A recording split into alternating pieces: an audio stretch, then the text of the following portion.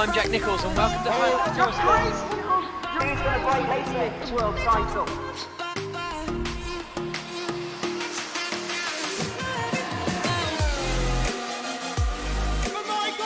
Oh, he's done it! And look at these two go! He's going to do it! His first victory! The World Championship is done. What a race it's been!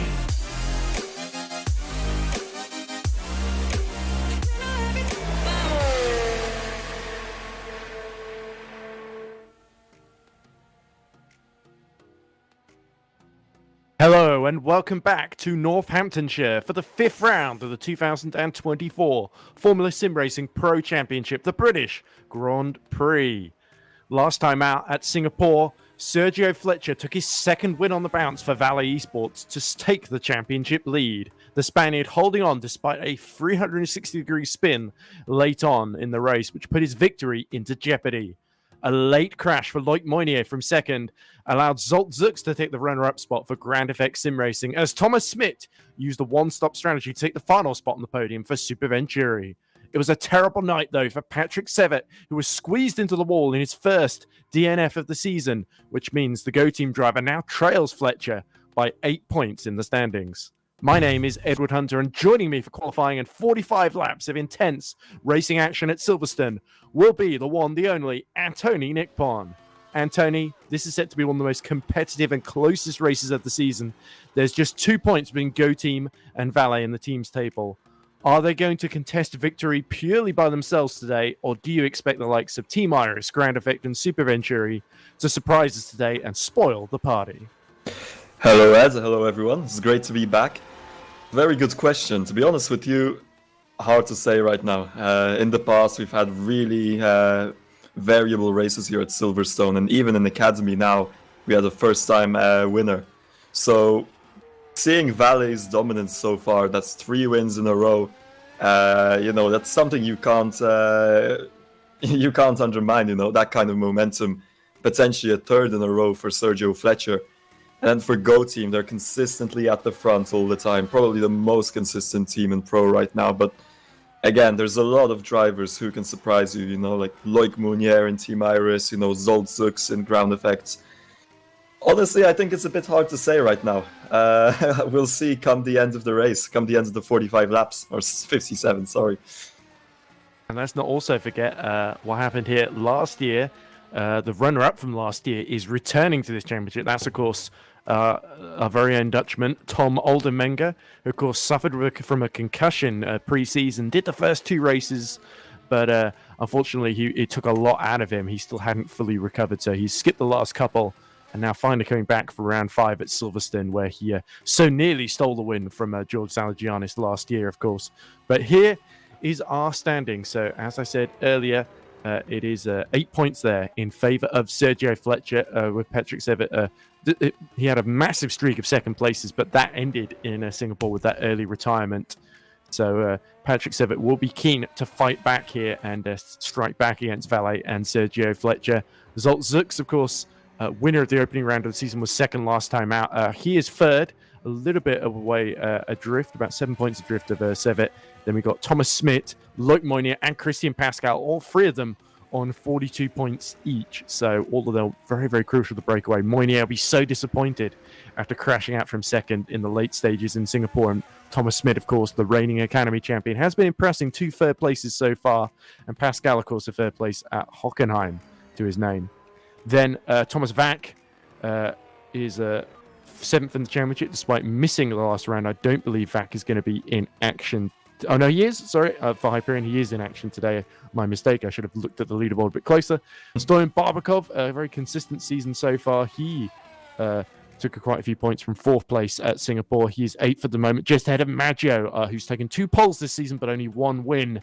And that crash at Singapore really cost him a chance of victory before he was, of course, disconnected. Then we got Stan Verlietstra, who's been slowly but surely learning his trade in FSR Pro. He was in the top 5 last time out for Team Iris. He rounds out the top 10. As we head into qualifying now, Ed. Indeed we do. And, of course, private session, so everyone is on their first flying lap at roughly the same part of the track. But here is Zolt Zux, of course, runner-up last time out. Took a risky strategy, didn't he? to go onto the soft tyres near the end. And he's very good on those soft purple first and final sectors. He set the fastest time so far, 1:28.8. So that already blows the pole time from Academy out of the water by a couple of tenths. Thomas Vack has lined up second, just a tenth behind him then. So the first runs looking good for rFactor. Of course, the winners of this event last season, Zoltzux was fourth on the grid in the World Championship here last year as well, despite it being a tricky season for him, where he didn't have a whole lot of top 10 finishes. His qualifying was, he showed a little bit better in the qualifying sessions, didn't he? And here is another man who had a good performance here last year. Cam Roger inherited pole position after Arda Ercan qualified on pole, but was then disconnected.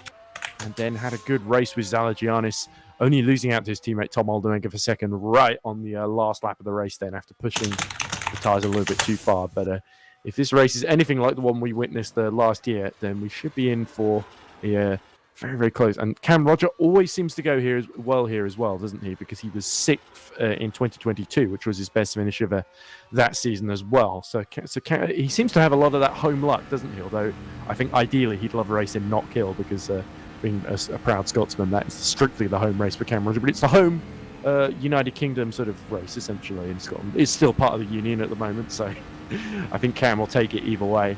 But yeah, the El Presidente has his season's still yet to really get going, isn't it? So he would ideally love a great result here because he's yet to really finish in too strongly in the top 10, if I remember correctly. Yeah, best finish 12th in the season opener, otherwise 16th and 2 DNFs.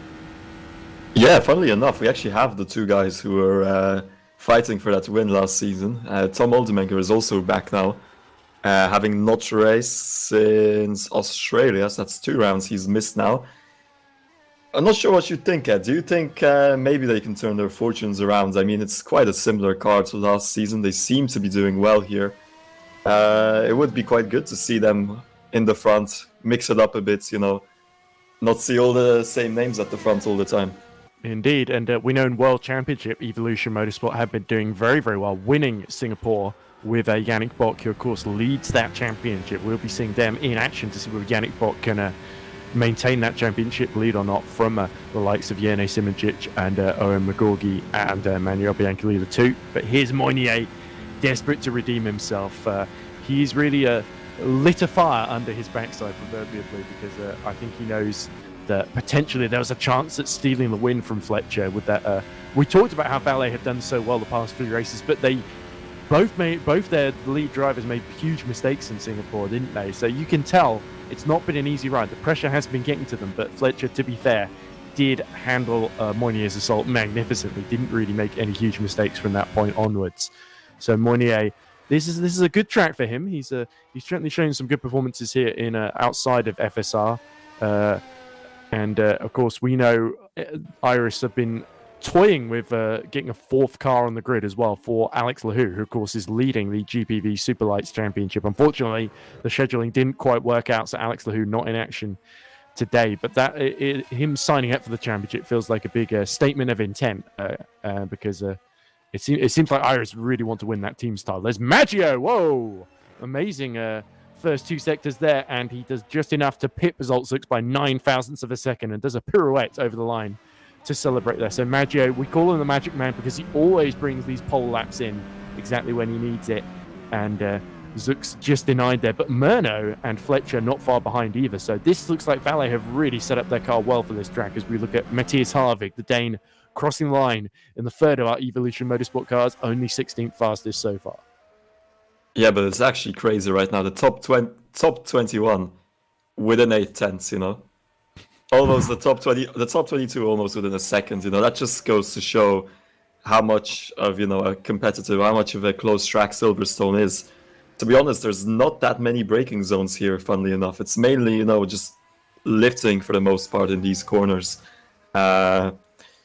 Did make some good racing in Academy, as I'm sure you remember. A lot of the cars following each other closely, especially in the early portions of the race before the strategies got together. But I mean, 7 tenths, for the top 20, slightly more, I guess. But that is crazy, you do have to admit.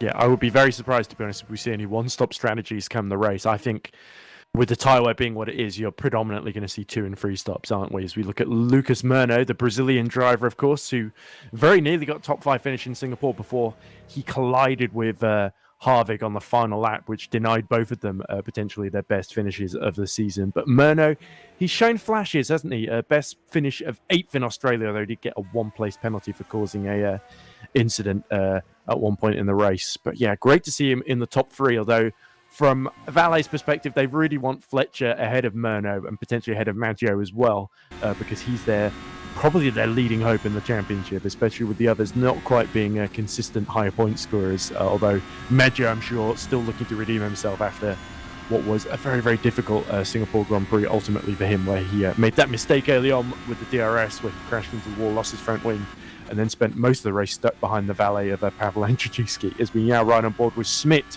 winner of this race in Academy last season, but down in 19th at the moment. 2 personal best sectors. What can he do as he crosses the line, Antoni? Well, I guess we're about to find out, right? It's going to put him up 16th, and yeah. Just behind Jeffrey Fournier. No. And Fletcher in the wall at Copse. He's Verstappened it. But let's switch to Murno then, who goes through this same section of track at the same time. And big direction change through Maggots and Beckett's there, and he did well to hold on to that one, because the rear ends of this sort of soft tyres were starting to die near the end of this lap, aren't they? Yeah, I don't know. Could Vale be running some kind of more qualifying oriented setup? You know, it does. We've seen within the span of like 10 seconds how unstable that car seemed to have been.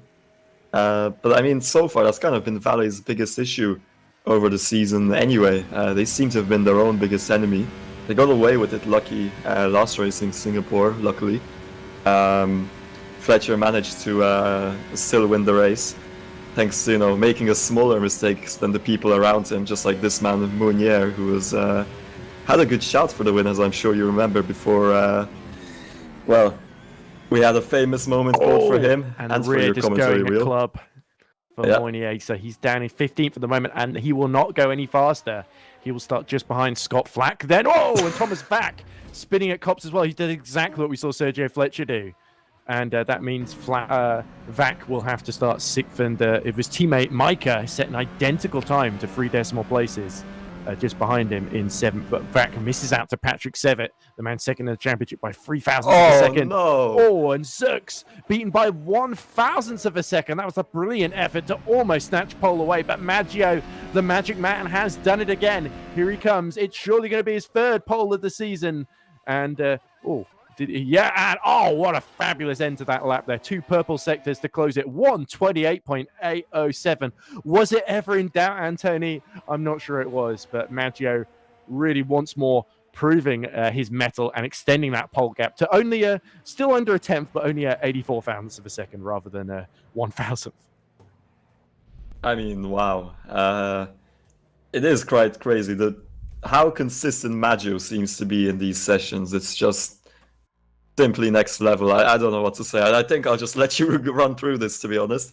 So there we go. Qualifying completed, and Maggio, for the 3rd time this season, takes pole position. So if there was a pole position trophy in FSR Pro, then Maggio will be well on his way to clinching it with a big lead at the moment. But unfortunately, the championship itself a little bit different. So let's hope Maggio can have a better race like he did in Melbourne in round 2 of this season. Zux misses out, but still he will get to start on the front row ahead of Lucas Murno. Then it is Sergio Fletcher in 4th on the grid, our championship leader, just ahead of the man 2nd in the points, who's a 10th behind him, Patrick Sevitt. So they will be on row 2 and 3 respectively. Thomas Vack is in 6th, just ahead of his teammate Mateusz Micah, who's filling in for Andrzejewski at Hyperion. So Micah, I think that's a better time than he set in the Academy qualifying as well, 1:29.007. And certainly you can't say he could have gotten any closer to Vac without getting ahead of him. So ideal number 2 performance there. Stan Velitska is 8th in the first of our Iris cars. A great performance from him. That is Daniel Miganov in 9th. The top 10 rounded out by another super sub, but Jeffrey Fournier, the Frenchman, filling in at number 69 and Optiminal. Nice. Tom Oldenmenger is going to start 11th on his return. So a great return for him to be just outside the top 10 when qualifying was not one of Tom's strengths traditionally, but he's ahead of Christian Pascal, ahead too of Stoyan Barbakov, who lines up 13th. Matthias Harvig in the second Evolution car will line up 14th on the grid, just ahead of Dutchman Danny van der Niet. Scott Flack, the Australian, will start 16th, ahead of a disappointed Loic Meunier, who made a mistake right at the end of his final flying lap, and that relegates him to 17th on the grid, just ahead of Hungarian's Istvan Single. Then it is Thomas Smit in 19th, just ahead of Jurika Slovanak, who rounds out the top 20. 21st, Cam Rogers, just 6.5 tenths off pole, but outside the top 20. So that, again, as you said, Antoni, shows you just how tight it is. Liam Howard on his return will line up 22nd for Netrex. Great to see the British driver back in action at his home race. Gianni Lianos just behind his teammate in 23rd. Roberto Pignataro will start the race 24th. Matt Toussaint is going to line up in 25th. Then it is Peter Knapp filling in for Peter Zubek in 26th. Mirko Mancini 27th. Kevin Morville 28th. And the field rounded out by Gerlof de Vries. So the entire pro field just separated by just 1.4 seconds then. So it is narrow margins that are going to decide how this race plays out as well, Antoni. But once more, Maggio at the head of the field, and hoping this time he can avoid the blunders of Singapore, and that his connection holds together more crucially, and that he can convert his third pole position of the season into a victory for Valle. Yeah, unfortunately, Ed, as you know, the championship isn't won through qualifying. It's won on the track, and so far Maggio has been having issues with the consistency there. Consistency in putting those great laps in qualifying, unmatched, you know. If that was where the points were won, he'd probably be the champion now, but now he actually has to convert it. So far, his results were a win, and then one P13. The rest were all outside of the points, unfortunately. You know, if he wants to still be a late contender for this championship, and if he wants to give Valle a good chance of winning this Constructors, unfortunately, he'll have to step up his game, and I think this is the race he could potentially do it. I agree with you 100% there, Antoni.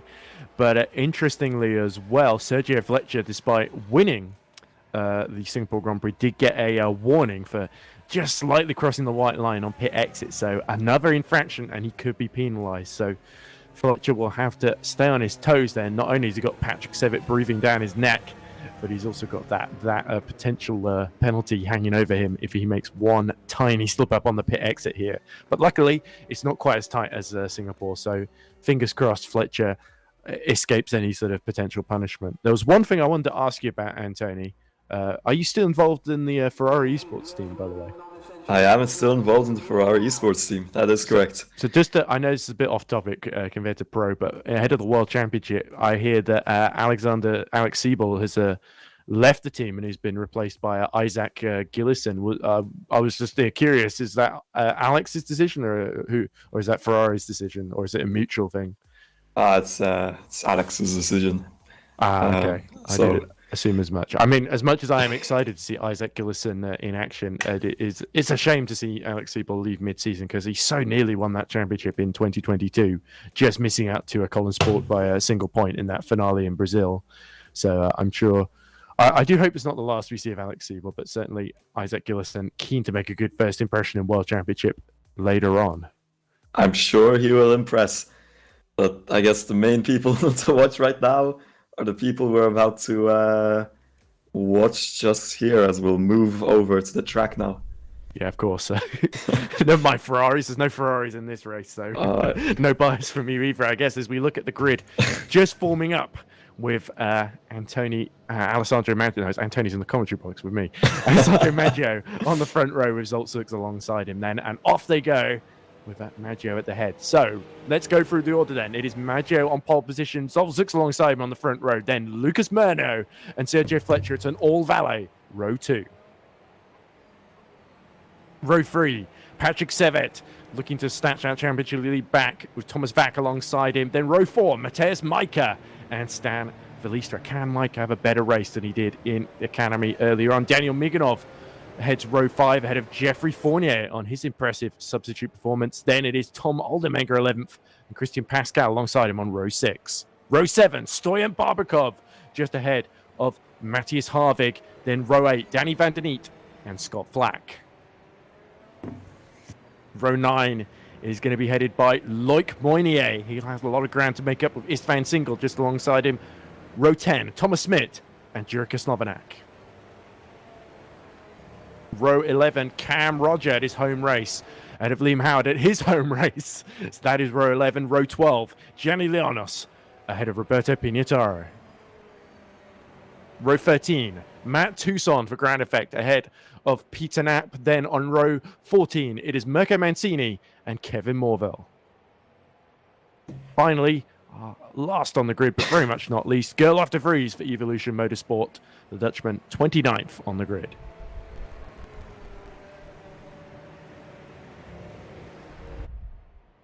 So, as Maggio, it looks like Murno already decided to try and race Zux on the formation lap there, interestingly, through Chapel.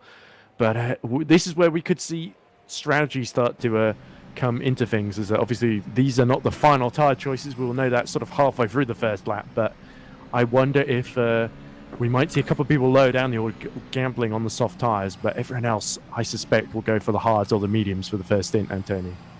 Yeah, right now it's looking like Zsolt Zux is starting on the hards. That could play out interestingly. It depends how he can defend, but it's also a prime opportunity for Maggio to potentially use this to pull away from the rest of the field, and hopefully with a good enough of a gap he can, actually convert this to a win for the second time this season, as they all line up now. Yeah. Final car's still some way away. We also got a message in the chat from Ruben Machete from Optimal Esports. He says, this is Jeffrey Fournier's only just learned this car today, obviously stepping in for Dominic Kurashavin. So impressive performance to get in the top 10. He says lots of potential there. But Gerlof de Vries, he has got, as we see, one of the Super Ventures. I think that was Morville just reversing there. But we wait now for the lights to switch on and the starting sequence to begin with Maggio and Zux on the front row. So look for Zux on the left, Maggio in that bright yellow valet on the right. Who is going to get into turn 1 first? Here we go. The light sequence has begun, and the British Grand Prix in the Pro Championship is about to start in earnest. Can Maggio nail this getaway and lead from pole position? The light's about to extinguish any moment now. And we are underway at the British Grand Prix, and Maggio pulls across to block the path of Zsolt Zux as Murno and Fletcher go side by side behind. And is that Murno who's just going to hold on, but it's Sevet that has somehow almost jumped Fletcher there, but Fletcher fights back into the loop then. They're almost going 3 wide, Murno, Fletcher and Sevet then in the battle. As the front wing goes flying there, and that's fallen off on the Grand Effect cars.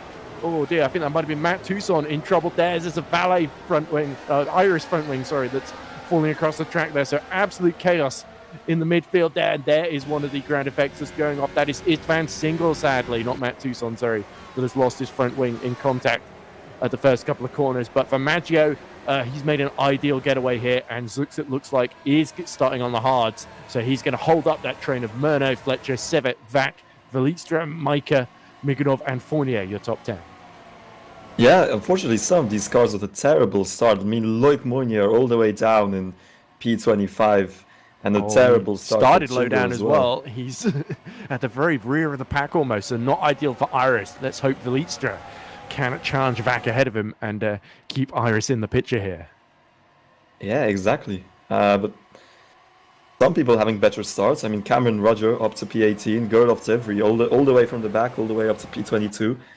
Let's see if we're going to have the same amount of chaos as we had in the Academy race, and how this will actually convert. Maybe come the end, they'll be able to score the points as well. Yeah, and Matthias Harvig actually has made a good getaway from 14th to 11th then. Harvig, who was 4th in the Academy race here. Or was he 4th or 5th? I can't remember.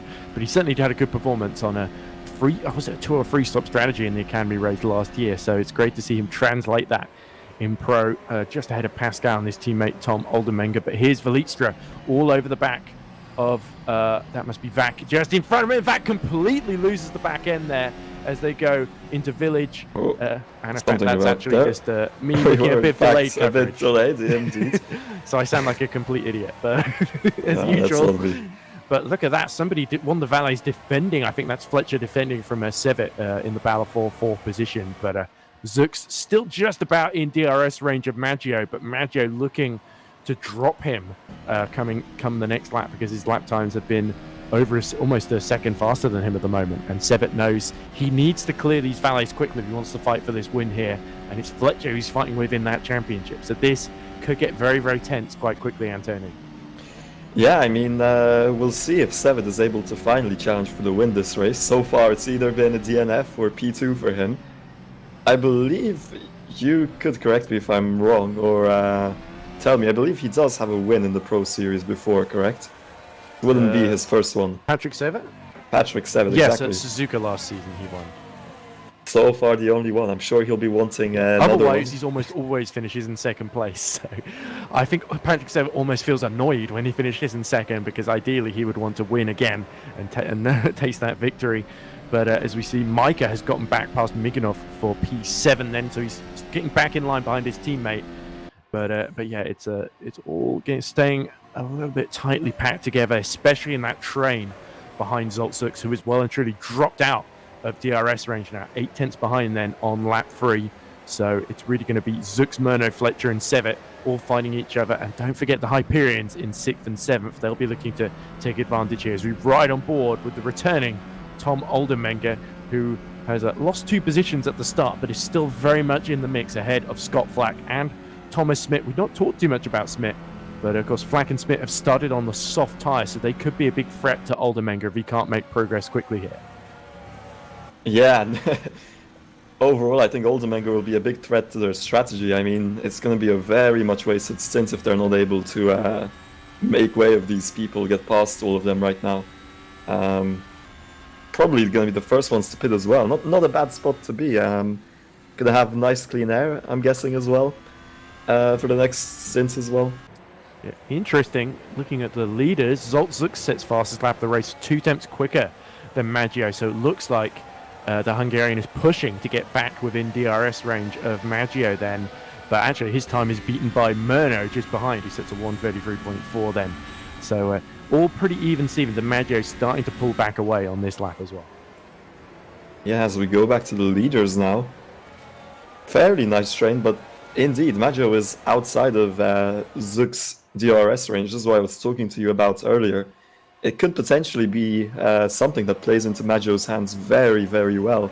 If he can get out of that DRS range, pull away, get a nice gap for later on, it'll put him in a very good position come his hard stint, especially if Zux turns into a great wall against all of the people trying to get past him.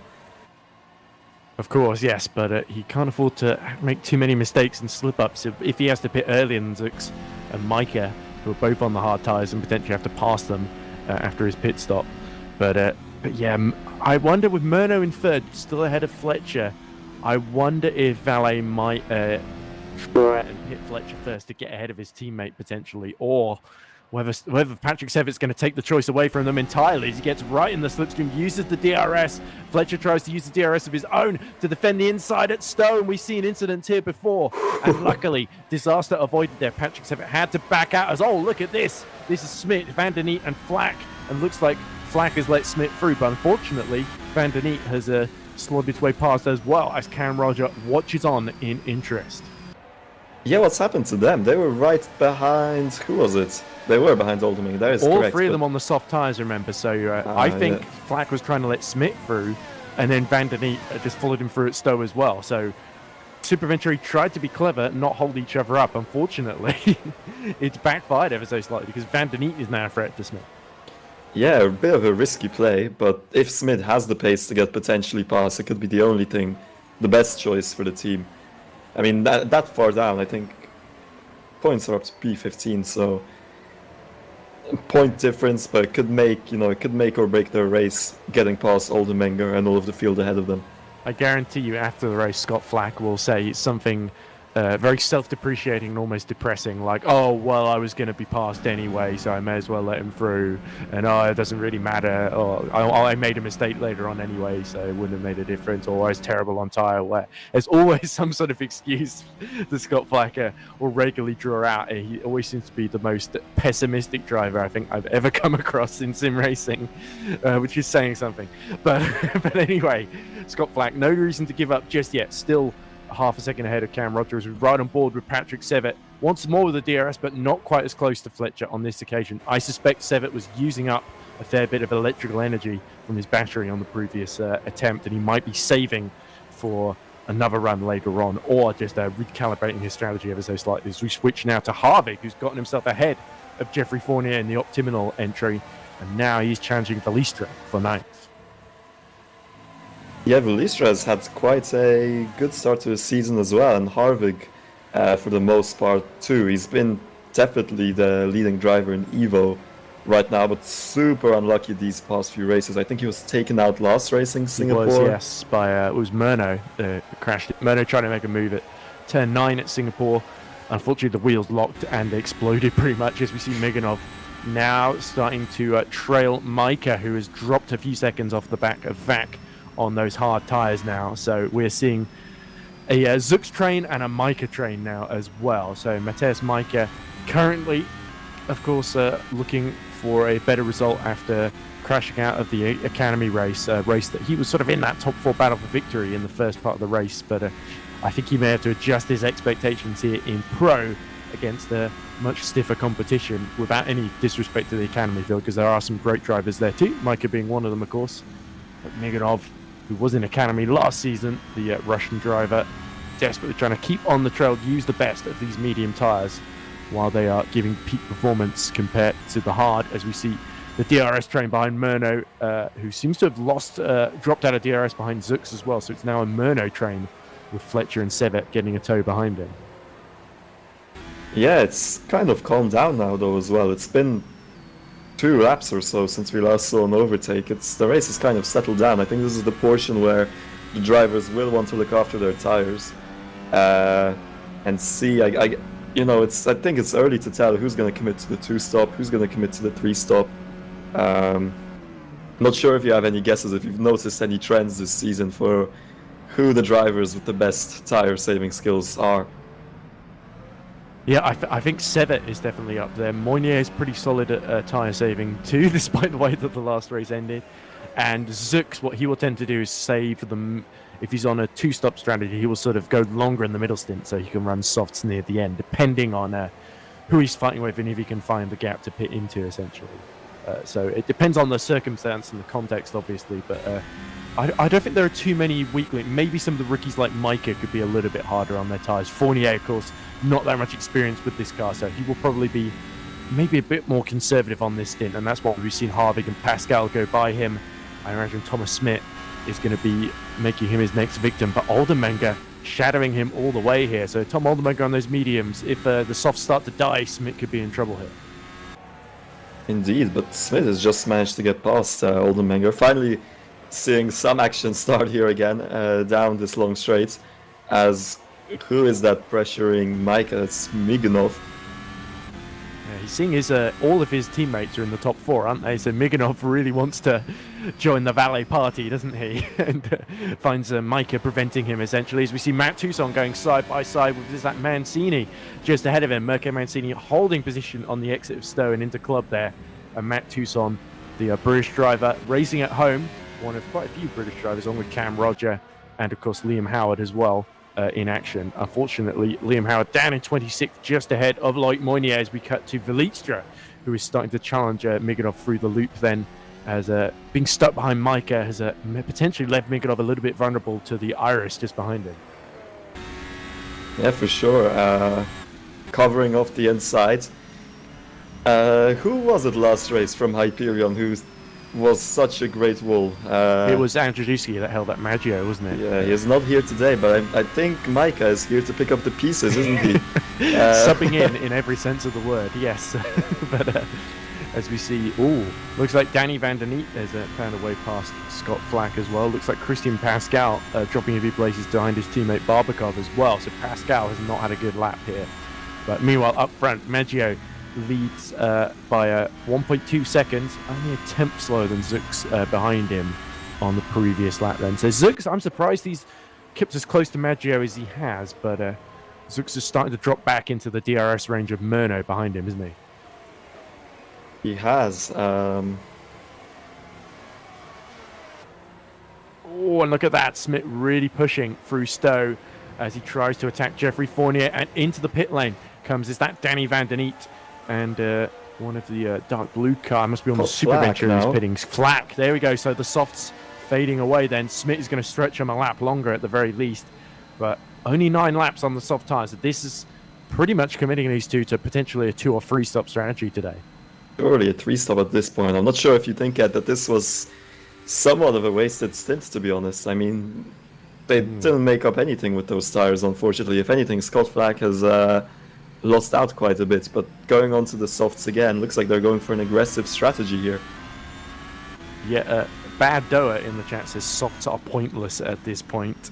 So we'll have to see if Scott Flack and Danny Van Den Eet can prove us wrong. Danny Van Den Eet used the softs to very, very good effect last time out in Singapore, unfortunately being taken out when Percy Smearum spun in front of him and he had nowhere to go. So we see Slovenak cutting his way up the inside of Gerlof de Vries at Brooklands there. So a good move from the Team Iris driver, Slovenak, of course. Yes, now looks like Vliestra has a bit of a better run now, but Schmidt. So I also wonder, is he gonna come in now as well, or is it just potentially issue only for Flack? And if anything, I'm even wondering, could maybe a bit of a crazy idea, but could they potentially be going for a 4-stop, just aggressively onto the softs? I mean, this is probably the shortest pit lane on all of the calendar. It's only an 18-second pit delta to get one done here. So if there's any track, you could probably go for an aggressive, Smith comes in here. There we go. He's going to try and hope he can keep ahead of Danny Van Den Eet. Scott Flack has gone into another set of soft tyres, as we see also Lianos is pitting off of the mediums. That's quite early from the Netrex driver. Another thing we've missed, Antoni, Valet have done the swap. Fletcher moves up to third ahead of his teammate Lucas Mertner, who's now going to try and hold up Patrick Sevitt for the rest of this stint, no doubt. So that's interesting. I think potentially Fletcher had better race pace than Merno anyway, but of course the championship coming into mind, Zux is going to be a definite threat to them, so they want Fletcher to really, not only for the race win, but in the championship to sort of check Zux here, so keep him in check. So Maggio can do what he needs to do on strategy, and Zux, even if he's staying out longer, might be defending and using up those hards, defending from the Fletcher here. Yeah, it's probably the best thing they could have gone for anyway. I mean, Fletcher has much more experience in this. He's been competing in pro since 2021, if I remember correctly. That's true, and he was third in the championship last season. He was. It's a lot more experience battling, chasing down drivers of the caliber of Zux, who was previously mainly a world championship driver. Merno, I believe, is this his first season, if I remember correctly, in pro, or second at most, anyway. Yeah, I think he doesn't have a lot of no, this is his first season then, so he has only done 4 races in pro. Before that he did the winter series, I think, in 2020, but failed to finish any races. So yeah, man with not that as much experience, but certainly he is impressed in qualifying. And as we see the Netrexes go side by side, Liam Howard moves aside for Danny Van Den Eet and then pulls across to block the path of Scott Flack there. Yeah, indeed, but you know, even someone being a fresh driver doesn't necessarily mean that, oh no. And there goes Liam Howard, no. Off track at club. They're spinning out of the way. And somebody's lost their front wing just behind. So Liam Howard rejoins in a 25th position then. Still ahead of Loic Moynier, who I think has tried to just pit the hard tyre early on after the first lap, along with Istvan Single and Peter Knapp. But yeah, it looks like we've lost our first driver from the race, Kevin Morgan. There's another Super Venture without missing the its front wing. Oh, it's him who lost the front wing, unfortunately. What a terrible, terrible day for him. Did he hit the back of Van Den Eet then coming into the club? I think, Ed, that message you said would be coming later. Yeah, I think that's more of a given now than a prediction from you. There we go, but we see also Lianos under attack, I think. Smith actually is come out in 21st position on the hard tyre then, so he's only 1.2 seconds behind Danny Van Den Eet. So Van Den Eet has essentially jumped his way past Smith as well, so good strategy from Netrex here to keep that overall track position, but of course having to make that extra stop pretty much compared to everyone else could impact them in the overall order, but there's still 5.7 seconds to De Vries, who's sort of those who haven't pit yet, is last in the order in 19th. And now Vliestra comes in for Team Iris from 7th place. Yeah, let's see what he's gonna go for. It's hard for him. And we see a message in the chat from Ross McIntyre, who I think is supposed to be at work at the moment, but he says, Pro Series is washed, Aka is the best series. Also go Machio. So a little bit of allegiance there to the Academy Championship as Valistra all just lights up the rear tires on exit and comes out just behind Thomas Smith there. So that is the problem, having to pit so early. Van den Eet and Smith were well within undercut territory there. As you said, such a short pit stop. But yeah, Valistra now, that could really compromise his strategy here for Iris. Yeah, it's never ideal to come out behind that, unless he wants to like recharge his battery. Maybe for the hards it works more, but I think it's crucial that Schmidt got out. Was it Schmidt? Yeah, it was Schmidt. It was Schmidt that came out ahead of him. It's definitely crucial for him in his strategy, especially after that relatively wasted first stint, unfortunately. This Fournier looks to have a bit of a better run now. Yeah, Van den Eet has also set the fastest lap of the race. So Valistra, if he can just keep on the coattails of Smith and Van den Eet, who are setting personal best laps, that could actually work well for them as they're closing on Gerlof de Vries. That could be the real problem. As into the pit lane comes Matthias Harvig, I think, and Patrick Sevet too.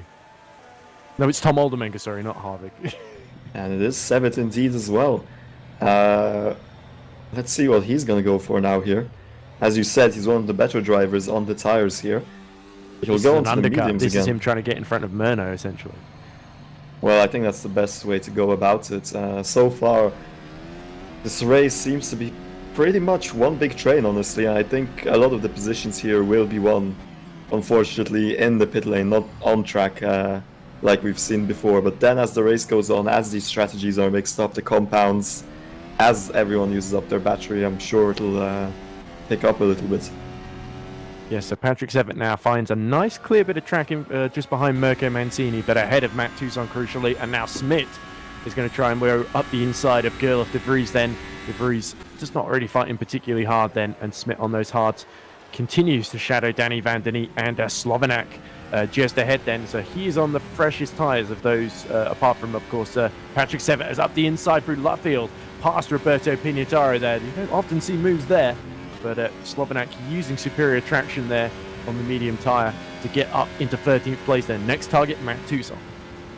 Yeah, for sure. But it seems he's got a better run than Toussaint already here. I'm not going to be surprised if he's going to get him in this straight. With Pignataro, it was a bit easier And our thanks two to leaders that in the traction. pits. Oh, indeed. Fletcher has actually got past Zooks just before he pit there. Well, that might have just been the pit entry, cutting the track a little bit. But there we go then. So our leader goes on to the hard tyre then. Is Fletcher going to shadow him and do the same thing as Harvig has come in just behind him as well in the third of our Evos to pit then. So Zolt Zooks now inherits the lead with Murno Vac behind him yet to pit off the mediums, and Micah also on the hard tyres is up to fourth now. Yeah, this is going to be crucial for Maggio to get those tyres up to the optimum range as fast as possible. Oh, and a Sevet jumped Fletcher. He has. There we go. So Patrick Sevet switches to the medium tyre, or stays on the medium tyre, I should say.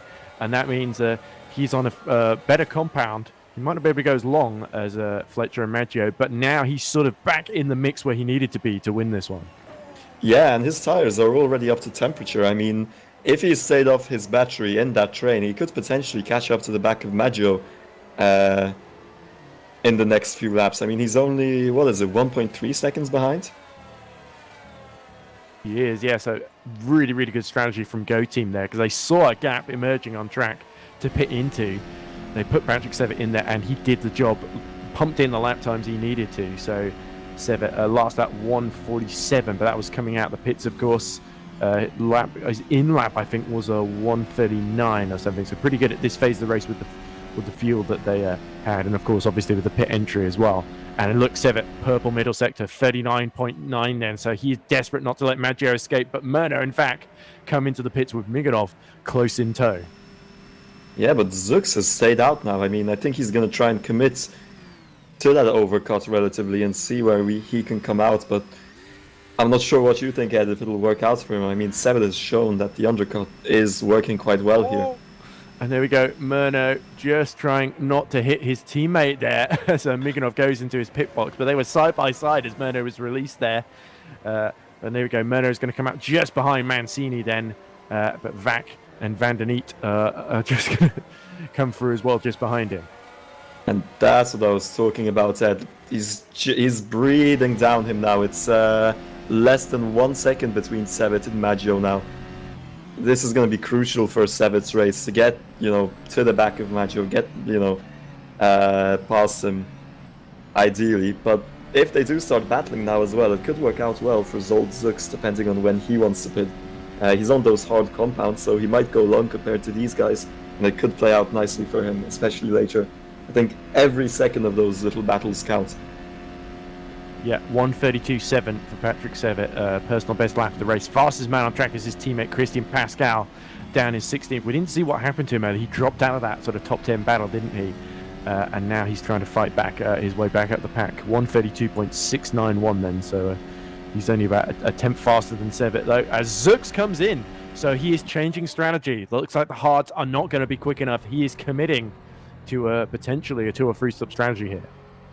Yeah, what's he going to go on? The hards again.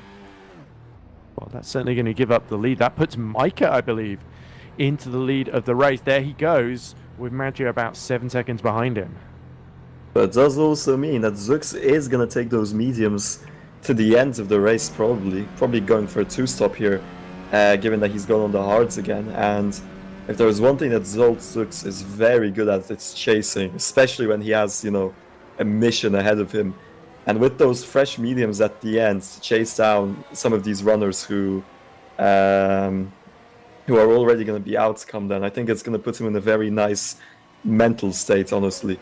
Yeah, it's going to be interesting in those 20 or so laps when everyone pits again. Yeah, and there's Thomas Vack in the background passing Mancini for 6th then. So this puts Zux on a 2-lap fresher tyres than Fletcher and Maggio, I believe, and 3-lap fresher tyres than Sevet on the mediums, who will certainly have to pit before any of them. But he's going to be fastest on that compounder tyre at the moment. We see Miganov in a battle with Pascal, with Pinataro just behind them. And now Fournier, Pinataro's teammate, is challenging Cameron Roger for 16th position. So Cam Roger using the hard tyre well that he switched to 3 laps ago to try and get into the mix in the just outside the points at the moment. Lianos holding on to the final point right in front of him. So there's it's going to be intense here with every point still up for grabs to play for. Yeah, indeed. As now, oh look, Fournier's got a very good run here. I think we're going to see something happen now. Even ahead we can see slightly more happening. Cam Roger using some electrical energy to try and defend here, as up ahead that's Lianos trying to go up the inside of Pinataro and getting through, but it's all getting very mixed up. They're 3 wide on the exit of Stowe there. Oh, and poor Roberto Pinataro was just trying to get to the pits, and now look at that, around the outside goes Jeffrey Fournier past the evolution of Cam Roger. Yeah, but he has got a good run now. Anyway.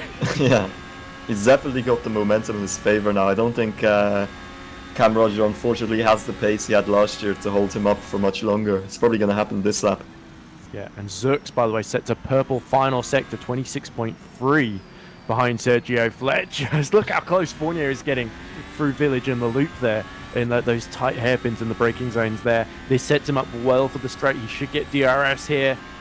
Cam Roger moves to the inside to defend, but Fournier goes even more to the inside. Unfortunately, not late enough on the brakes to really challenge there, but Cam Roger looking a little flustered here, going a little wide. Is there enough of a gap for the Frenchman? Jeffrey Fournier to launch up the inside through Luffield. No, not quite. You can feel the frustration even just watching the way he's driving. He is desperate to get past Cam Roger, as Cam Roger is doing a defensive masterclass, not necessarily a track limits one.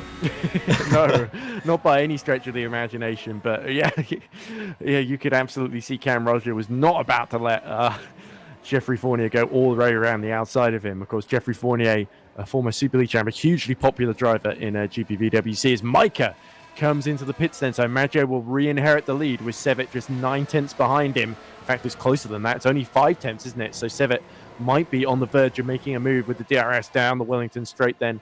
But Micah, where is he going to come out? It's going to be behind his teammate and potentially ahead of Danny Van der Neet, though. It is not. He's Valistra goes through as well then. So Micah, by being the last to pit, has lost a lot of track position, but potentially he's got very fresh mediums compared to those around him. As there we go, Maggio has enough top speed to defend, as Moynier makes his second stop of the race with that early stop on the first lap, having qualified quite badly. He's just running a very compromised strategy, isn't he? Yeah, it's unfortunate for him. I think he had an incident on lap 1 that's just compromised him. It was his front wing, I think we saw being thrown off at the first couple of corners. Yeah, he was a single as well.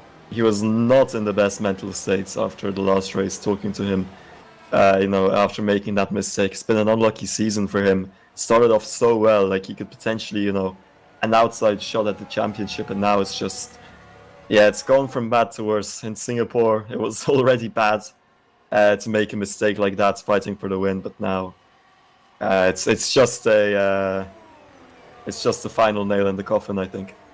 But it shows, that mistake really showed you how on the limit all of these drivers are. Not just Moynier, but Fletcher making that big 360-degree spin. I think Zooks nearly put it in the wall on the final lap himself, chasing Fletcher as well after the crash for Moynier. So all of these top drivers here, it's not enough just to play it safe, especially if you're Maggio at the moment with Sevet breathing down your neck 6/10 behind on those mediums.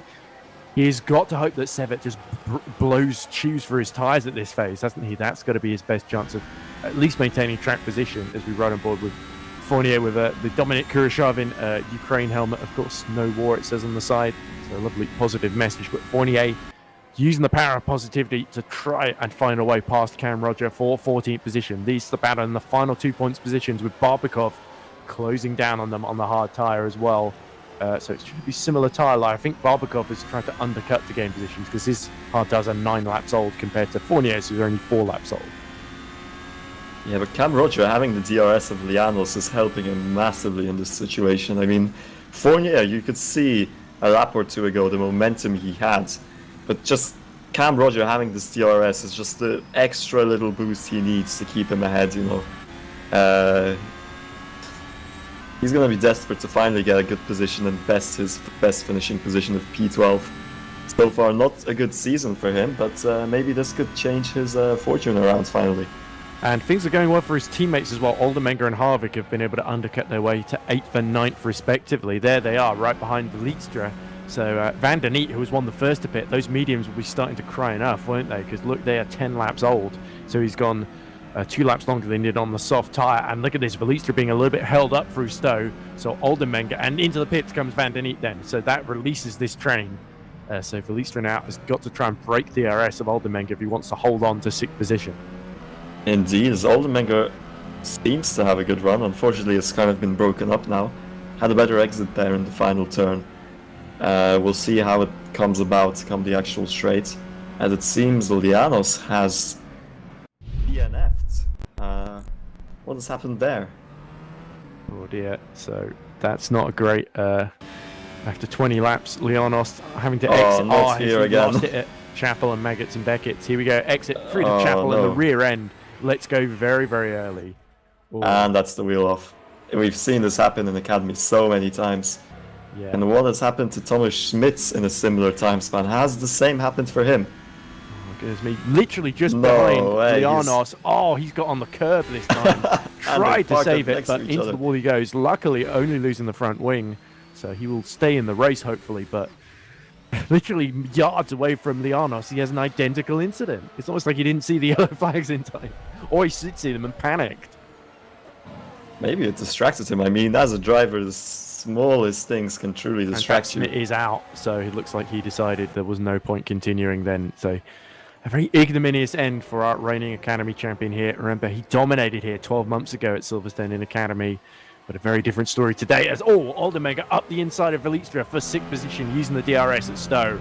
So very, very concise, precise move from the Dutchman. Oldenmenger, this really feels like the Oldenmenger we saw at points last season, the man who finished 3rd in the Pro Championship in 2021. It feels like he's fully recovered from that concussion now. Yeah, I mean, he could still be an outside shot for the podium, to be honest, depending on how things go. He's making his way through this field very nicely. He started in P11, if I remember correctly, up to P6 now. Look behind, just behind Vlietstra, Harvick is holding off a train of cars. Pascal, Miganov, Micah, all right together then. So this is going to be tricky for Matthias Harvick. He pulls right to the inside as Christian Pascal starts to try and attack around the outside into Brooklands.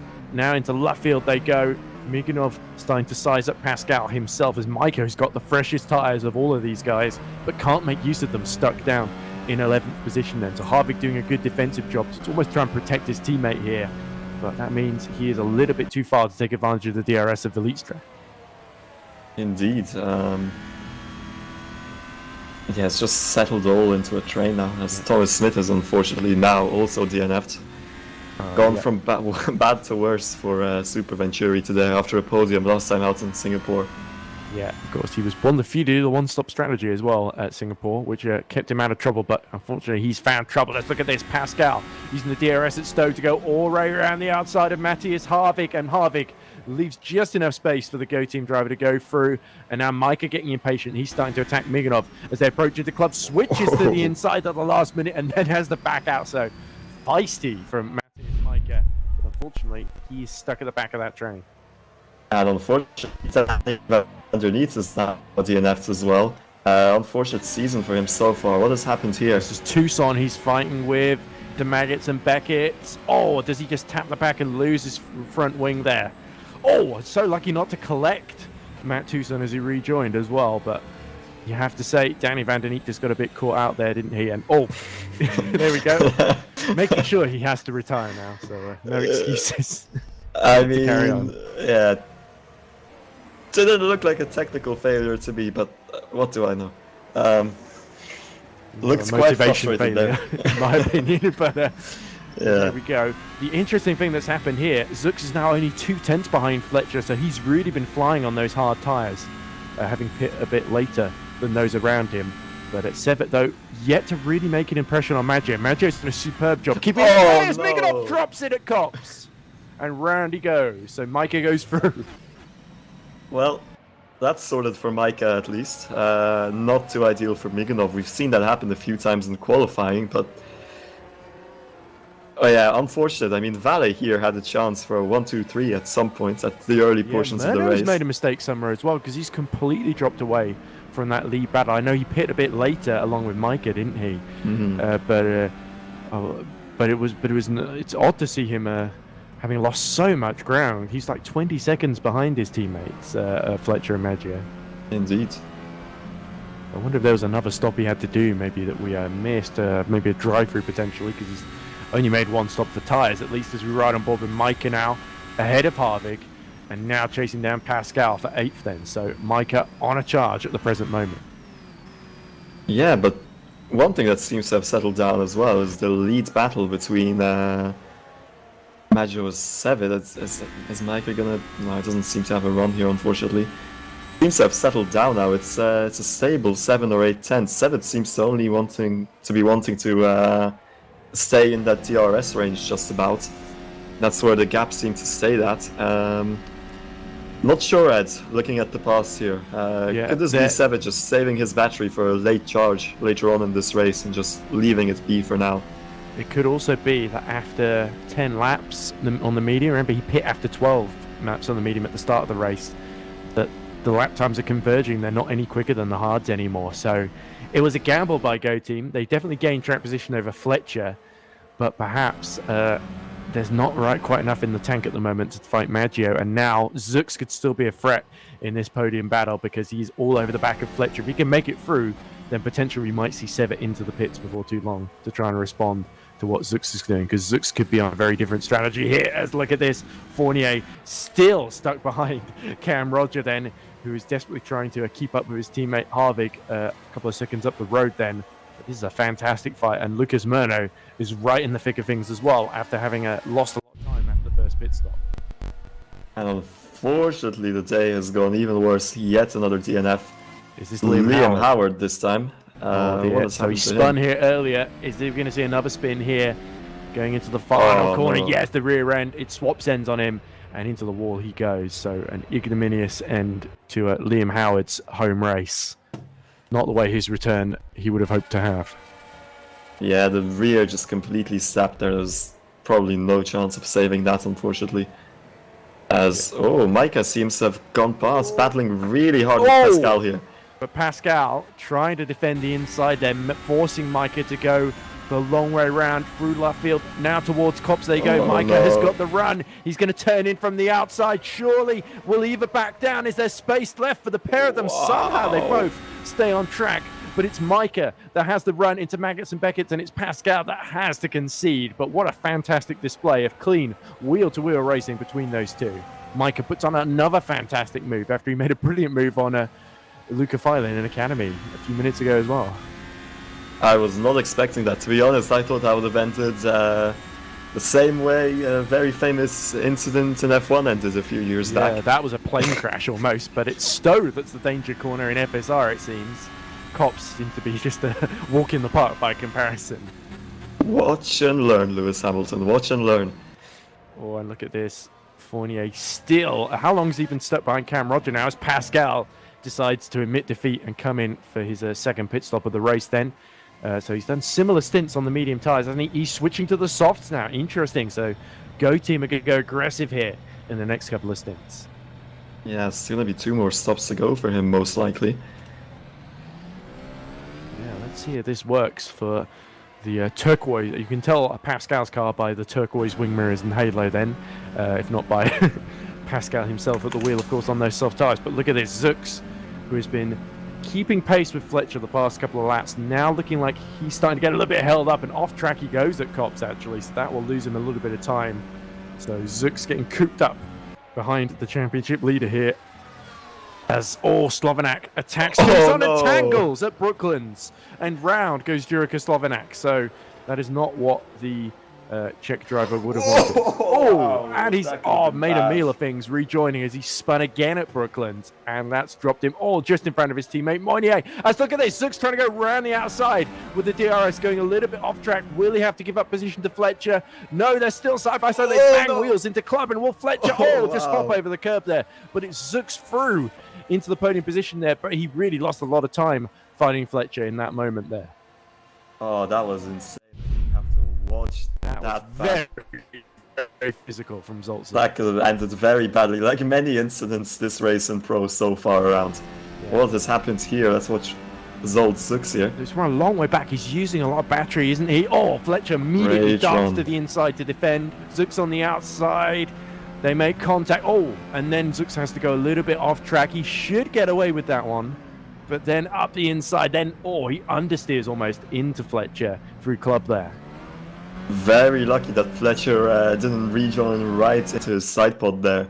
But Fletcher, he's got championship lead to worry about, doesn't he? He can't afford to be taken out by Zux and lose a front wing, as we see Tucson and I think Barbakov coming into the pits then. Yes, as I said earlier, Ed, I mean, this is Valley's biggest issue so far this season. It's these little incidents, it's not looking in the long term, unfortunately. I think they'd be comfortably leading the constructors by now, and this could have just as bad, ended much worse for them had Fletcher and Zux had, an incident that would have resulted in a pit stop or even a DNF for Fletcher.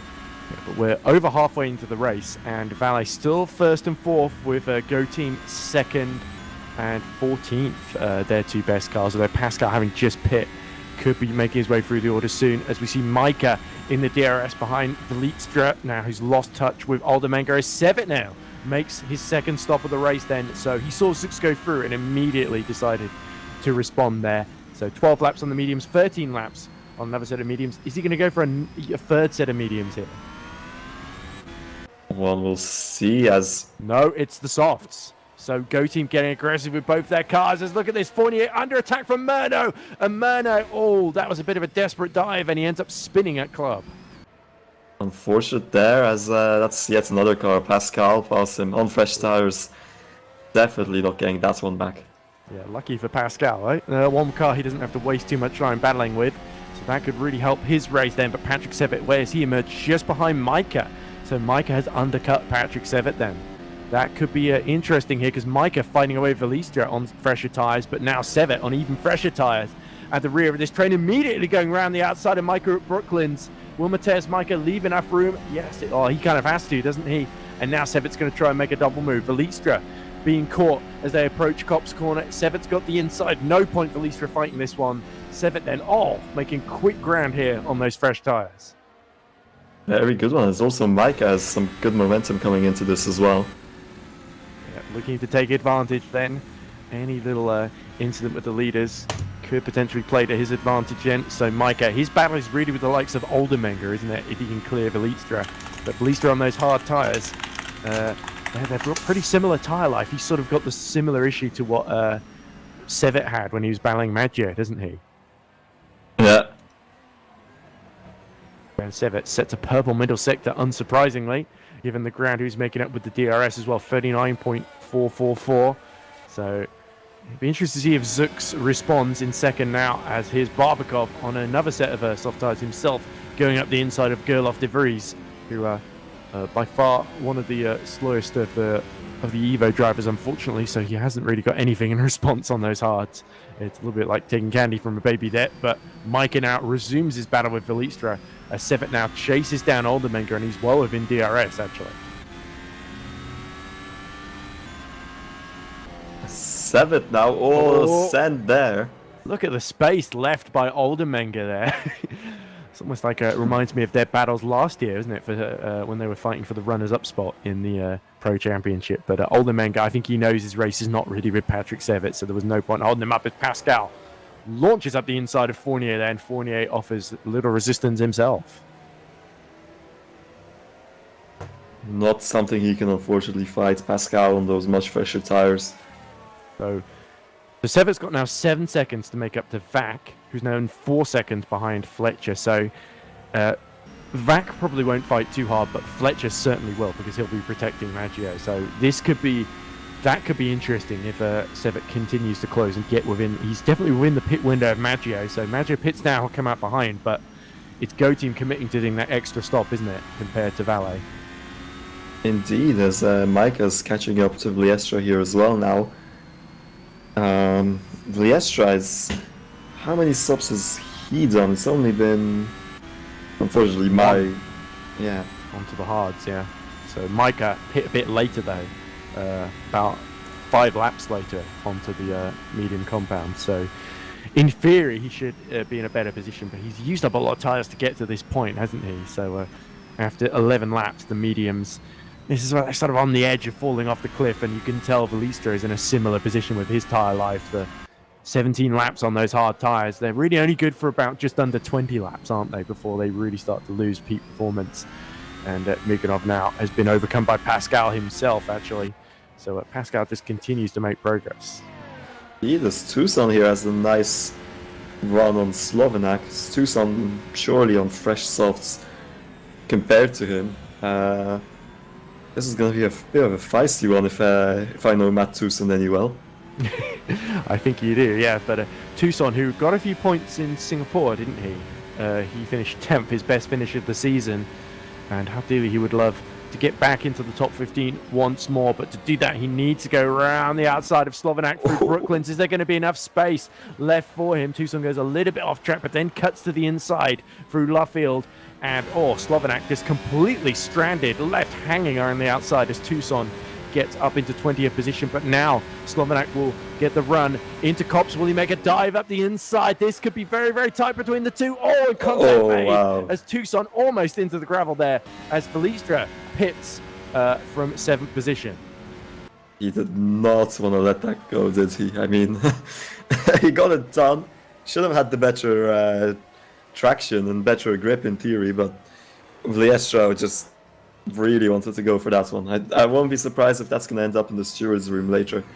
Yeah. So here we go. Those who pit early on onto the hards are now starting to switch to another set of hards to go to the end. 15 laps to go. This race has breezed by, hasn't it, Antoni? But here comes Cam Roger out of the pit lane. Where is he going to filter into the order? It should be a couple of seconds ahead of Roberto Pinataro. So Cam Roger is giving himself 2 seconds behind Mancini to play with then. So this could be a good strategy for the Evo driver. For sure. I mean, he's going to the end now. He's got relatively clean air to get those tires up to range. I mean, who's within his pit window? Yeah, it's going to be interesting. Barbakov up the inside of Velistra. So, yeah, Velistra, even though he's just switched to the hard tires, the softs on Barbakov's car still, after 4 laps, performing very, very well. So that could be track position for Velistra. Will struggle to make back now. Sevet goes round the outside of Thomas Vac then for 4th position. He's only 6 seconds off the lead now as Maggio comes in for his final stop. Or is it? Let's see what he's going to take now. It's the softs. That's 2 more. Oh, wow. So he's there's committed no to the way. same strategy as Sevet then. Have Go Team absolutely played a blinder and called this perfectly, Antoni? I think so. I mean, Maggio's going to have to put out some screamers on this. He's definitely not making it 14 laps on these softs, if I had to guess. But yeah, he's going to have to go in full push now. Let's hope he actually saved up his battery. Oh, and Oldenmenga comes out ahead of Maggio. Tom will surely not fight him too much. He didn't fight Patrick Sevet too much, did he? So it would stand to reason a similar policy at play here. But crucially, Maggio does at least get out in ahead of Micah, who could have really held him up on those mediums. Yeah, I don't think Oldenmenga is going to fight it, honestly. He's too much of a mature driver to... he'll be minding his own race, I'm sure. Especially with him wanting to ideally come out ahead of Barbakov, who's on those fresh tires now. Yeah, so what is Zux going to do here now? Because he's obviously the key one. Fletcher has pit and come out behind Harvick in 7th position then on a set of mediums. So he is definitely running to the end. And then Maggio, it's sort of question mark whether he can nurse these softs to the end. We know Sevet likely to have to pit again before the end because he's done 4 laps. He's going to have to do, like, what is it, 18, 17 laps on the soft tyre, which is a big, big ask around Silverstone. It might make more sense to split that into 2 soft stints. Let's look at Maggio already now within DRS of Oldenmenga. Will he die from a long way back here? So he's using that battery. Up. Oh, onto the bump as well. Gets it done, though. Just fine. Very cooperative from Tom Oldenmenga. Zux is responding now, coming into the pits, and look, Oldenmenga following him in as well. Onto the mediums. To be honest, just 13 laps on these. I won't be surprised if Zux has this one now. Especially if Maggio has to pit again. But what about Fletcher? That's the crucial one. Where is he going to come out relative to Sergio Fletcher? As Zux comes out, are we going to see Matthias Harvick breeze past in a second? Nope. No, he's ahead. He's jumped Sergio Fletcher. So brilliant performance from Zolt Zux now. And as you say, if the medium is the tyre to be on, he is in the box seats right now. Oh, but he goes off track on cold tyres. Oh, Somehow just holds on to that one. Hopefully, as we see Fletcher now all over the back of Matthias Harvick. Will Harvick fight? No, he will not. Evolution running their own race. Sergio Fletcher gets alongside into the braking zone and through into Brooklands. But look, Zux a little bit vulnerable here. Can our championship leader take advantage? That's gonna be costly for Zux. I mean, that's gonna be much easier for Fletcher to get into that DRS range now. Previously, I mean, that was only, 4 seconds between him and Maggio. That would have been, after a pit stop, 14 seconds that Maggio would have had to make up on those tires, potentially. I mean, the mediums will definitely be better over such a length of a stint, but now I think Fletcher's, I mean, he's pretty much on his tail. He's got the momentum from all those moves as well. Fletcher's surely in contention now, even though I said something different just a minute ago. Circumstances have changed. They certainly have. Make prophecies that immediately turn out to be wrong, in the words of the famous Murray Walker. But Patrick Sevet, he's pushing 130. He's still lapping in the mid 132. So that to me tells me he still has another stop to make. But Maggio, who's upped his pace too, as Harvick now comes in from what was 5th position. So to me, Patrick Sevet is going to try and pit for another set of softs near the end. And he's trying to make sure he comes out ahead of Pascal, who's 18 seconds behind him. So he's got the gap he needs, potentially, Patrick Sevet. He's getting into that pit window. Micah comes in now as well, but wow, Fletcher is right on his tail. What has happened to Zux? He had a second gap in all of this, and now it was that grassy moment, wasn't it? It really destroyed his rhythm. And now Sergio Fletcher is going to try and launch an attack. He's going to switch to the inside here, hopefully, for Luffield at the exit of Brooklands, but Zux is getting things back under control here. But look at the gap to the lead, 13 seconds now, 6.4 seconds to Maggio, which is probably going to be the real battle for the win here, because I think Maggio is going to try and nurse those softs to the end. Potentially, but I mean, yeah, it's going to be difficult. I think those softs will drop off. I don't necessarily, I could be wrong, to be honest with you. And he was 0.6 a lap quicker, Maggio, than Sevet the last lap. So he's in the 31.9s, Alessandro Maggio, which is his best lap of the race. Well, this is the bit where we can speculate, you know. This is the bit where we can laugh at ourselves later how wrong we were in all this. But to be honest, if I had to guess, it's between these two right now. And right now, Sergio Fletcher, 2 wins in a row, all the momentum behind him. I think he's hungry for this. Yeah, It'd be interesting to see. Sevet's done 7 laps now on the soft tyre. When is he going to pull the trigger? Because we have got 11 laps to go, haven't we? So you could probably nurse the soft tyre to the end from here quite comfortably. But Patrick Sevet wants to make absolutely sure that he's going to come out in a 5th position ahead of his teammate Christian Pascal, who might have to make another stop himself. So maybe this is just their tactical waiting for the right moment at Go Team. But look at this. Fletcher once more opens the DRS. Half a second is the gap. Is Zolczuk's about to see? No, Fletcher has started to drop off actually a little bit. So has Zolczuk done enough potentially to put himself in a winning position? Can Grand Effect make it 2 wins in the pro category at the British Grand Prix 2 years in a row? Potentially, I mean, who was it last year who won? Look, it was, they're both lapping quicker than Maggio and Sevet now. Yeah. 131.8 for Zux, 132.2 for Maggio, and 132.8 for Sevet then. So the softs are fading on Sevet's car. Yeah, I mean, 14 lap stint it would have to be for Maggio on those soft. That's quite long, to be honest with you.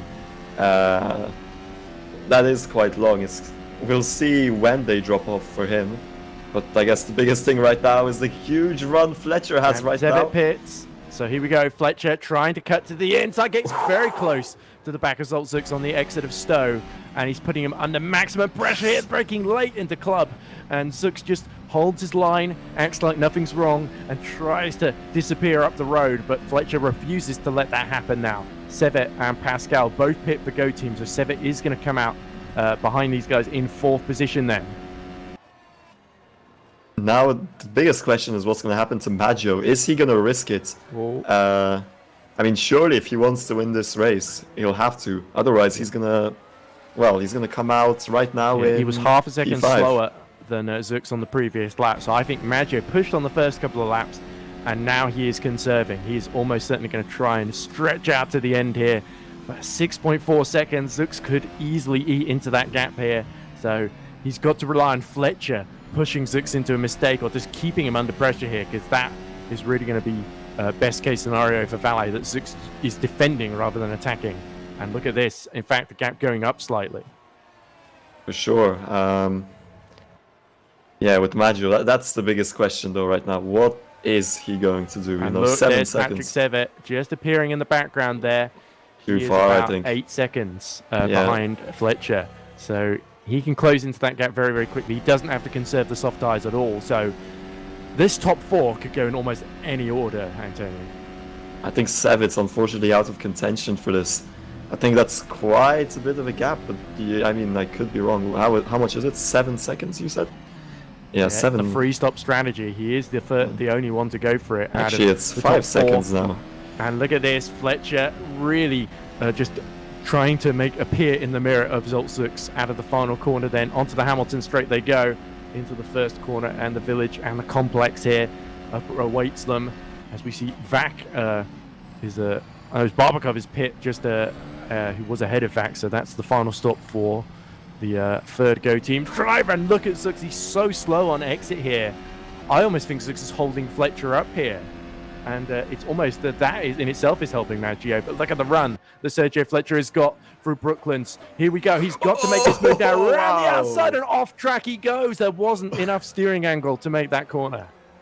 Fletcher really wants this win. You can see he's trying to make way of him as soon as possible. So aggressive on this. He needs to make sure that he is not going to hurt his championship fight. Sevet took nearly a second out of them in the first sector on this lap then. So Patrick Sevet is pushing, and Fletcher will know it. And that mistake behind Zux, that could cost him a chance at challenging Maggio in the closing stages. Maggio 132.1, so 5 laps so far on those soft tyres as Fletcher goes right to the curb on Chapel Corner to try and maximize his exit there. He will use the DRS to claw back towards Zux next lap around. He's not quite close enough at the present moment, and Sevet has got the bit between his teeth. Purple middle sector, 39.1. I don't know which way this is going to go. There's so many potentials here. Yeah, Sevet has got the time to catch it. We got, 8 laps to go, haven't we? Yeah. And the biggest question in all this, I mean, Maggio, this is playing perfectly for him. By now, you'd think if they just work together, you know, on getting and catching up to him, they'd probably have gained a second or two by now, especially with you saying that Maggio's pace was dropping off there. so far it's, you know, here and there, because of all these battles, they're losing a second, half a second, here and there. It's playing out perfectly for him. I mean, at this point, the only thing that could potentially hurt him is himself or the tires just hitting a cliff there. Yeah, and somebody asked in the chat about lap traffic. Peter Knapp is about 84 seconds behind race leader Maggio, so still on the lead lap. And with Maggio conserving those softs, it looks unlikely that he'll be able to catch Peter Knapp, who's just come into the pits and is going to be pushing on a fresh set. So no need to worry about lap traffic holding him up. So it's all only against each other, really, as Sevet has closed the gap. Look at this, 2.7 seconds to Sergio Fletcher, who has not actually got back in the DRS of Zolt Suxton. That move on the outside of Brooklyn's not working out. That could potentially put the championship leader into jeopardy here, as the man second in the points bears down on him. Let's go on board with Maggio, actually, and see how he's holding up so far. I mean, he's faster than Zux on the previous lap, 132.3 to 132.8. At Sevet in the 131.3s.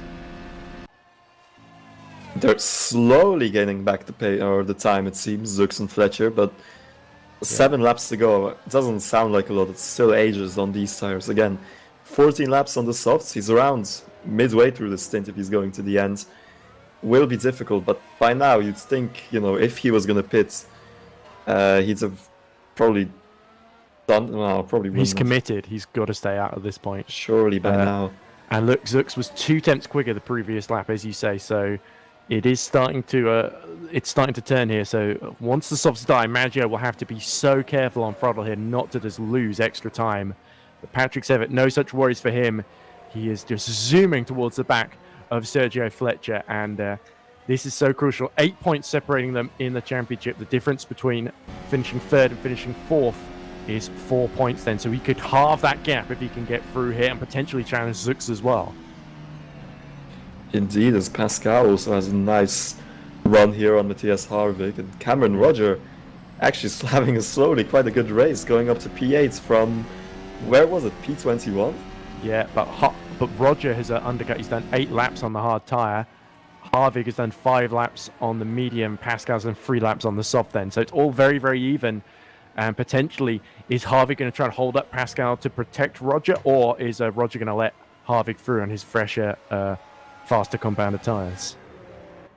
Yeah, but Well, I let's think you're forget right, about Ed. that and focus on the lead battle. With all due respect to Cam Roger and Matthias Harvig and Christian Pascal, because this is where our championship leaders will converge then in the dying phase of the race. 6 laps to go. Maggio leads by 7.4 seconds, 7.2 seconds over Zolt Suxton, who's starting to close. But is it too little too late as Fletcher has a little wiggle? The rear tyre starting to complain through the village, through the loop, through the complex, and now onto the Wellington straight then. Sevet is, for the first time, in DRS range, and can Fletcher do anything to keep the man second in the points, breathing down his neck in the championship and in the race itself? I'm afraid you were right, Ed. I mean, Sevet has gained massively in these last 4 or 5 laps. He's gained around 2 or so seconds a lap, if I'm not wrong, at least 1.5. I mean, that gap was around 8 seconds to Fletcher when he came out, and now he's right on his tail. But the gap to Zux has spread out a bit more. Not sure what happened to Fletcher there, to be honest. It was that one move not working out, him going offline and then just struggling, because Zux from then on just had things under control, didn't he? Fletcher lapping 2 tenths a lap slower than Zux the previous lap, but look how much he's pushing out of Chapel, because he knows this is the prime overtaking spot. Sevet dumps his battery, opens DRS, breezes through into third position, onto that final spot on the podium, and our championship leader sees the man challenging him ahead of him on the road. And this is bad news, because if Sevet can get past Zux now, then potentially Fletcher is in trouble in that championship lead. I think this is the worst possible spot for Zolt Suxton right now. I mean, Sevet, he's hunting for his natural habitat of P2 right now. I think this is the worst possible spot. He's got all the momentum behind him. Fresh tires that he can take to the end. I think they'll be 10 laps old. They came out on lap 35. Yeah. And yeah, he's right up there already. Fletcher is nowhere near him now. Even overtaking Fletcher on the previous lap, he was 8 tenths quicker than Zux. So it's looking pretty difficult at the moment. But Maggio doing enough to maintain that gap to Zux then with 5 laps to go. it's difficult to see that 7-lap gap disappearing. But he's been on those softs 9 laps now. This is where they will start to be past their best. Sevet, by contrast, is 8 laps into his stint, actually. 5 laps, sorry, into his stint on the soft tire. So they're still absolutely performing at exactly in the window that they need to be. Vac is setting personal bests in 5th, but he's a long way behind Fletcher, about 8.2 seconds then on the hard tire. So it doesn't look like he's going to be able to, you know, punish Fletcher anymore for not being able to make progress here. So it looks like Vale have sacrificed one driver to protect the race leader, essentially, which unfortunately that driver is also the championship leader, essentially. Indeed. So a lot that could happen, but I think if all goes well and Maggio's taking care of his tires, and he's all but got this now. Yeah. Proving me wrong. He really has responded so well, actually, after the disappointment of Singapore, hasn't he? Holding off Zux in that first stint, holding off Sevet in the middle stint as well, and strategically, he was able to stretch out, respond to what Patrick Sevet did, whereas Zux on that different strategy, Fletcher on that different strategy, have sort of left themselves vulnerable at the end here, despite getting that track position.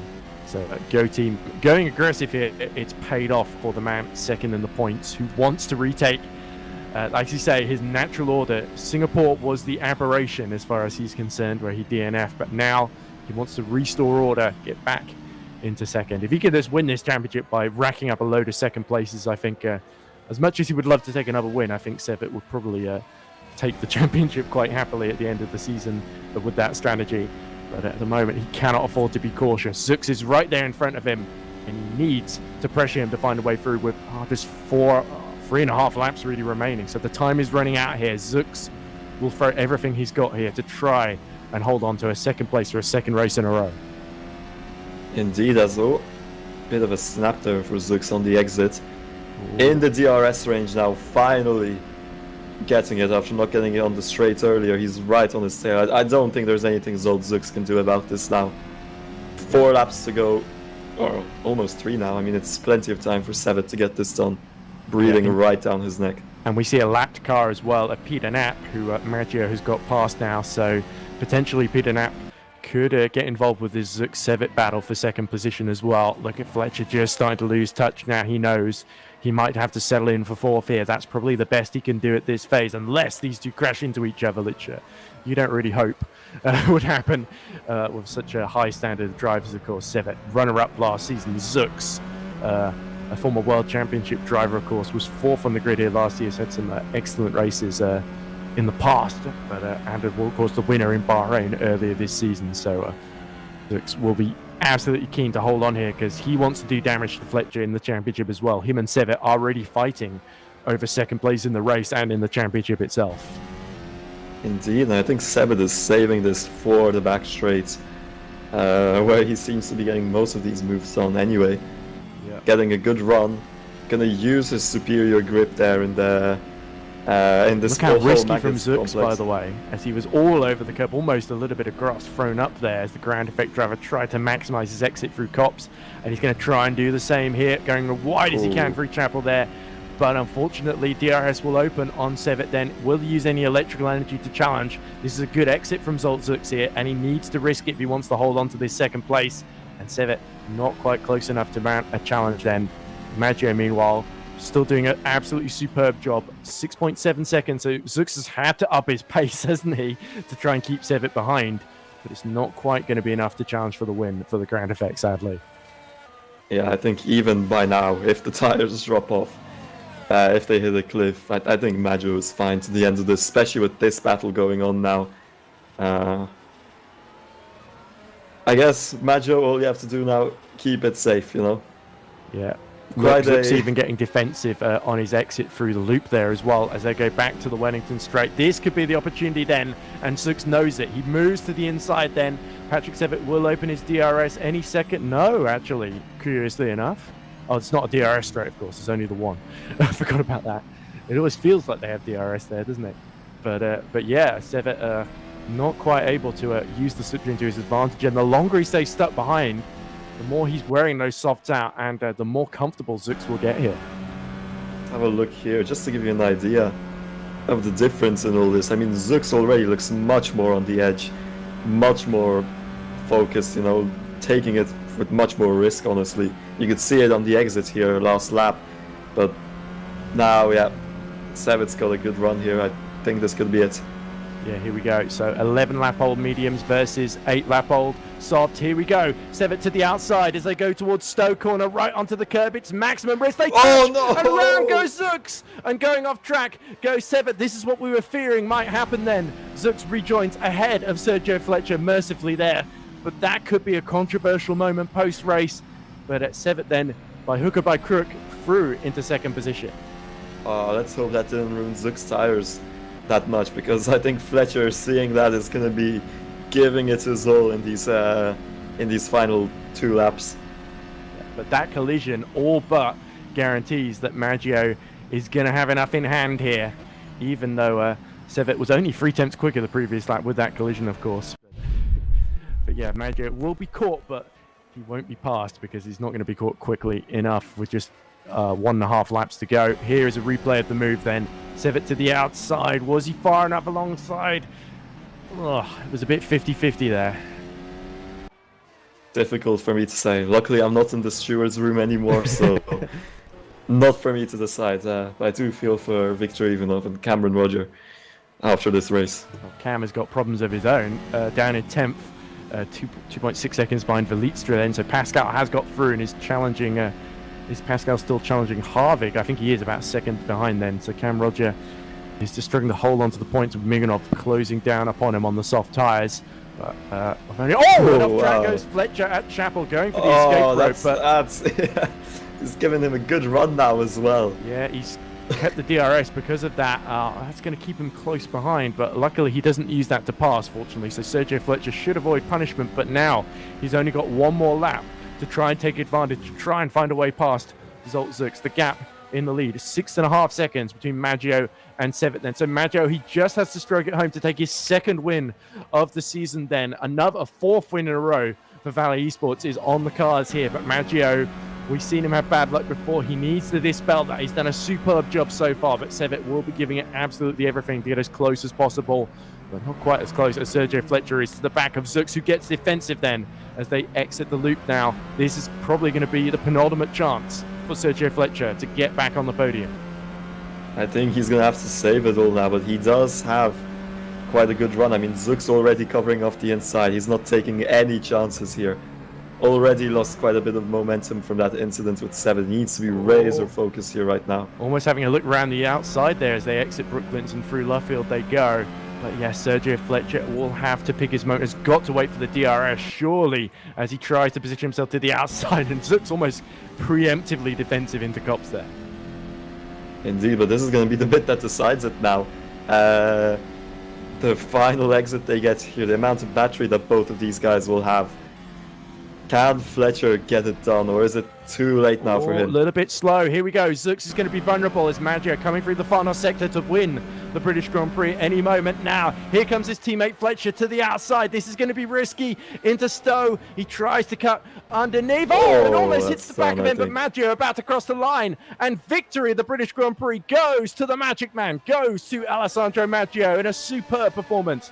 Patrick Sevet takes his 4th second place of the season, and it's Zux who will hold on to 3rd ahead of Sergio Fletcher then. And let's see what that does to the championship. 21 points for Sevet and 15, so that's 7 points close. I believe Fletcher's lead has been cut to just 1 point then. Matthias Harvick there is DNF'd on the final lap. What has happened to him? Even more bad luck for him. That's happened to him. Even more bad luck for him. So who's that? Is that Pascal just behind then? Pascal tries to go around the outside at Cop's corner. No, Harvick loses it himself. Oh, and that's a huge collision. Yeah, that's shades of... I guess I won't say it again, looking at the chat, but... Yeah, not ideal for him. Very unlucky for another race now, for that to happen to him. Very unlucky.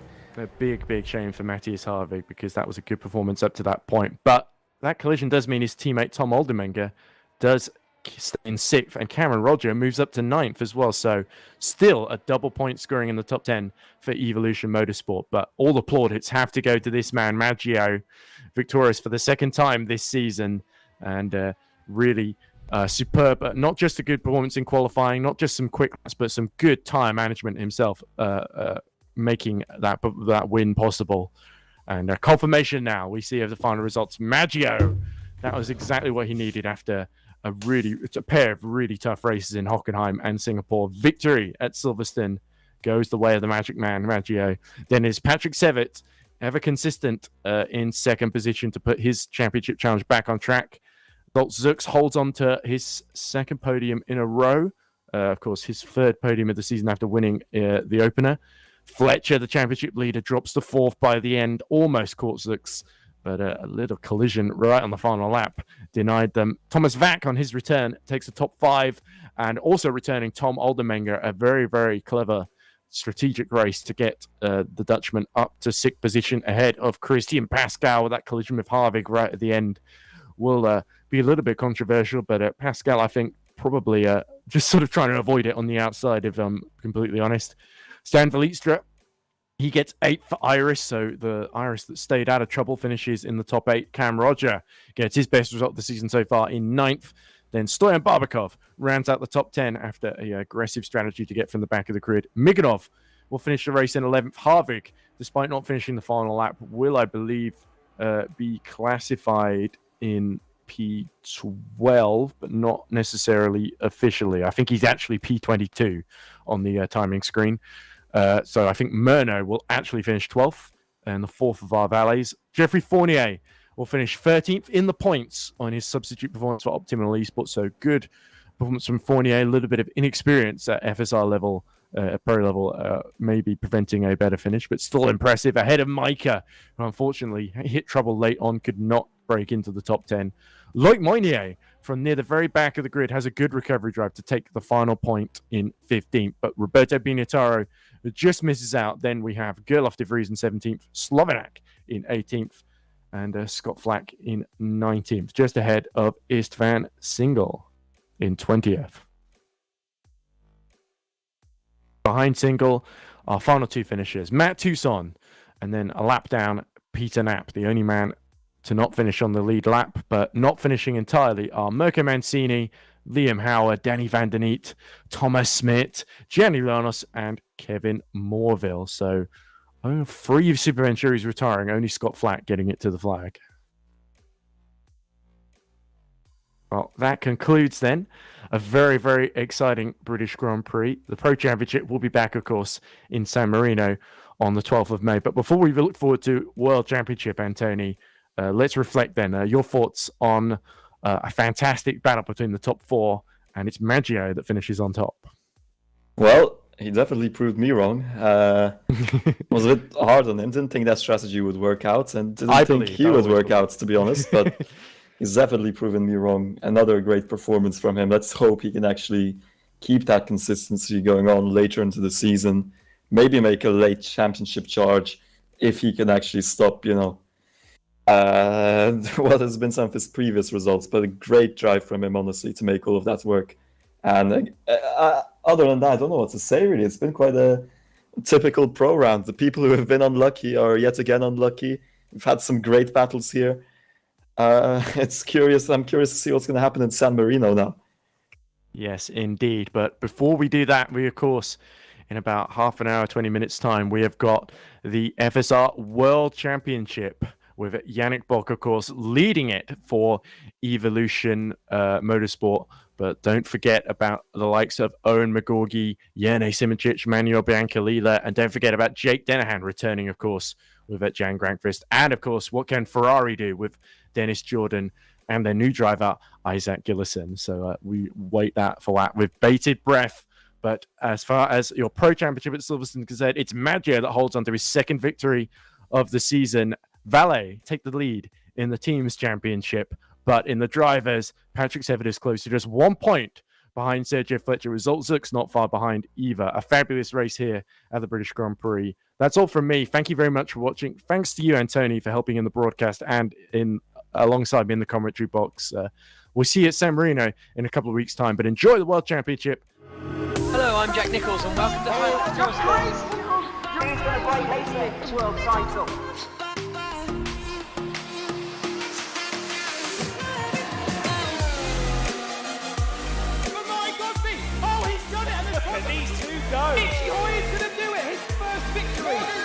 The World Championship is done. What a race it's been.